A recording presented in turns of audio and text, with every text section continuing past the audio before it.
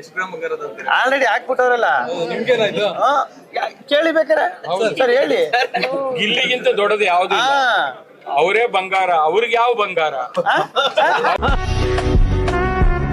ಅಣ್ಣ ನೀನು ಸಾಮಾನ್ಯದೋನಲ್ಲಣ್ಣ, ಹಿಂಗಿದ್ದಿದ್ ದೋಸೆ ನಂಗೆ ತುಪಕ್ಕನ್ ದಬಾಕ್ಬಿಟ್ಟಲ್ಲಣ್ಣ.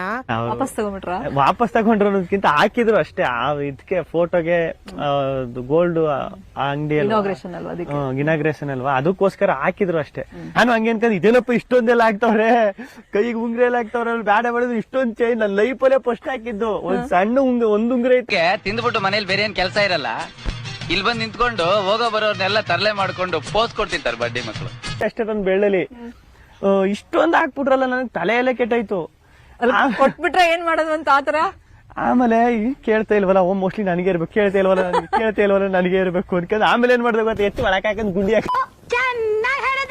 ನಮ್ಮನ್ನ ಕಾಡುವಂತಹ ಕಟ್ಟ ಕಡೆಯ ಪ್ರಶ್ನೆ ಹೀಗೂ